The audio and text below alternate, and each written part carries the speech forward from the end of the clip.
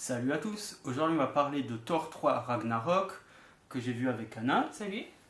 Donc le film est réalisé par Taika Waititi qui avait réalisé The Hunt for Wilder People qui était sorti en début d'année dans une sortie DVD complètement invisible et qui avait aussi réalisé Vampire en toute intimité. Donc au casting on a évidemment Chris Hemsworth et Tom Hiddleston. Il y a une apparition aussi de le frère de Chris Hemsworth, donc Luke. On a dans le rôle d'Odin Anthony Hopkins. Il y a pas mal de caméos, à commencer par le réal lui-même qui fait une voix d'un personnage secondaire. On a aussi Sam Neill, donc, avec qui Taika Waititi a tourné son film précédent, qui fait une petite apparition. On a Idris Elba aussi. Évidemment, oui. Dans les rôles principaux, il y a Tessa Thompson, donc, qui est le nouveau personnage introduit par ce film. Et on a Cate Blanchett qui est la méchante. Voilà, qui joue super bien les méchantes, hein, comme d'hab. On a Mark Ruffalo, donc joue dans le rôle de Hulk. On a une apparition de Doctor Strange, donc joué par Benedict Cumberbatch. On a aussi Jeff Goldblum. Oui, donc aussi un petit peu en antagoniste. Ah, il y a Karl Urban qui est méconnaissable. C'est un énorme casting pour un film solo du MCU. Alors pour ce qui est de mon avis global, en fait le film aurait pu être largement mieux à cause de juste quelques détails. Il a le problème. C'est ça, quelques petits détails en fait. Donc qui concernent les effets spéciaux. Qui peuvent paraître anodins, mais qui sortent complètement du film, genre qui cassent tout le truc en mode « Oh, t'as vu ?» et puis ça sort complètement du rythme en fait. Alors que pour une fois, je trouvais que le scénario était plutôt bien pensé, Ouais, niveau développement de personnages et niveau placement des blagues. Donc beaucoup vers le début et pas beaucoup vers la fin. Donc justement, on va commencer par les effets spéciaux qui étaient vraiment bas de gamme pour un film de ce budget-là. Donc on avait remarqué les mêmes trucs et franchement ça pique les yeux. Donc du coup, c'est ça.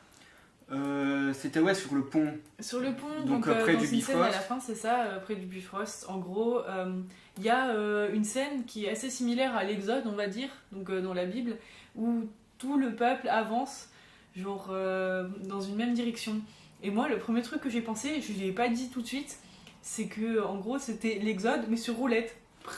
Genre, ouais, en fait, c'était genre une masse qui avançait comme ça. D'ailleurs, dans le même décor, mais pas dans la même scène, il y a toute la foule de zombies de Cate Blanchett qui marche sans avancer. Et non, mais quand on voit ça, ça sort du film en fait. S'il vous plaît, un mélange des deux, ce serait bien. En fait, tous les problèmes étaient à peu près à cet endroit-là, donc au Bifrost, quoi. Même c'était le premier qui apparaissait, c'est au bout d'un moment, un personnage très secondaire se fait tuer, et il a genre deux dagues qui sont enfoncées. Planté dans le bide. Ensuite, la caméra, elle va avancer vers les dagues, et d'un coup, on a l'impression que le personnage, genre, il s'enfonce dans le sol, alors qu'en fait, il peut pas, et on voit les dagues bougent pas. Ouais, on voit les dagues se découvrir comme ça. Et ouais, ça a sorti du film, de plus que la 3D est une post-conversion, mais absolument cheap, genre quand... Sauf pour 2-3 trucs, vraiment, Ouais, genre pour pour les décors... des petits objets. Non, pour ce qui est des décors précalculés en 3D, c'est facile de faire un rendu, mais quand c'est des matte painting numériques, on a l'impression juste de voir des couches comme ça, on sent vraiment l'illusion. N'allez pas le voir en 3D, c'est plus cher genre, et ça vous sortira du film. C'est genre le décor et le personnage, mais genre le personnage il est plat, comme ça. Mais c'est ça, mais on a l'impression vraiment que c'est genre des rochers peints sur une planche de carton, les personnages, des montagnes peintes sur une planche de carton. Et c'est dommage d'avoir des effets spéciaux aussi mal finis alors que la plupart des autres rendent bien. Mais c'est con parce que c'est voilà le petit détail qui fait sortir du film. Ensuite, au niveau de la réal en général, y a 2-3 trucs qui m'ont fait tiquer, c'est genre que au bout d'un moment, il y a une scène de plusieurs minutes où on se croirait vraiment dans le Seigneur des Anneaux, mais c'est plus qu'une inspiration, c'est vraiment des décors très ressemblants, genre les portes, il y a des portes qui ressemblent à celles des mines de la Moria, c'était plutôt dérangeant. Ensuite, il y avait un petit clin d'œil à 300, ça passait mieux. Dans son film précédent, Taika Waititi, il aimait bien filmer des grands espaces en grue, en drone, mais là, je trouve qu'il fait pas autant d'efforts et on sent moins le gigantisme. Quand on regarde par exemple Rogue One, on sentait vraiment le gigantisme des planètes, de l'étoile noire et tout. Et là, Franchement, on a l'impression que tous les personnages ont la même taille. Sinon, pour ce qui est de la musique, elle m'a pas spécialement marqué, mais genre sur le moment, il y avait des morceaux que j'avais trouvé plutôt sympas, qu'il faudrait peut-être réécouter. Sinon, cette bande-annonce qui te spoil totalement qu'il y a Hulk dans le film. Ouais, non, mais ça, c'est vraiment C'était dommage. vraiment pas judicieux. Les mecs qui ont fait la bande-annonce. Ah bah si, Vous aviez quoi dans la tête, putain?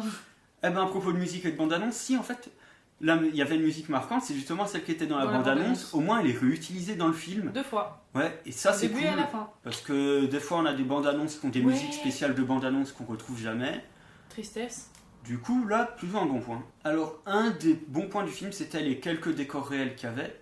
Donc, par exemple, la planète dépotoir, qui était assez stylée. C'était totalement différent du dépotoir de Blade Runner pour un film récent. Ouais. Et ensuite, ben, la planète où est Jeff Goldblum a une bonne identité visuelle, quoi. On voit vraiment que toute sa mégalomanie juste grâce au décor. Même pour tout ce qui est genre le parking des vaisseaux, les intérieurs des bâtiments, ça c'était des trucs assez originaux. Et même l'arène, elle est vachement cool, quoi. Ouais, même son hologramme est vachement stylé, quoi. Genre projeté par des petits drones comme ça, c'est cool.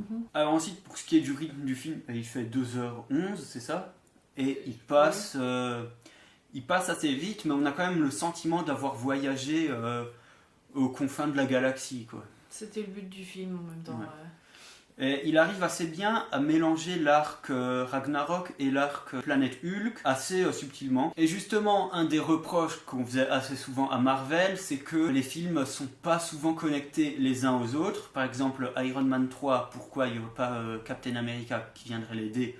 On ne sait pas, mais là, on sent vraiment qu'il y a tout un univers. Donc, comme on avait dit, on a Hulk qui est occupé sur sa planète, comme c'était teasé depuis Avengers 2, et qui va croiser donc Thor.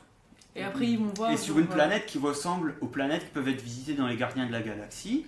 Et même à un moment, genre dans un vaisseau, on parle de Tony Stark et on voit. En fait, c'est le vaisseau avec lequel Hulk est venu sur cette planète. Voilà, donc on parle de Tony Stark et on voit donc la Veuve Noire. Et comme j'ai dit précédemment, même on voit Doctor Strange, il parle de magie parce que a priori les pouvoirs de Thor et les pouvoirs de Doctor Strange se basent plus ou moins sur les mêmes trucs, même s'ils sont un peu différents. C'est vraiment le premier film où on sent qu'il y a de la vie dans l'univers Marvel. C'est pas genre film, stop. C'était un petit peu amorcé avec Spider-Man Homecoming où c'est pas juste Spider-Man tout seul, mais il y a Tony Stark qui vient l'aider, quoi.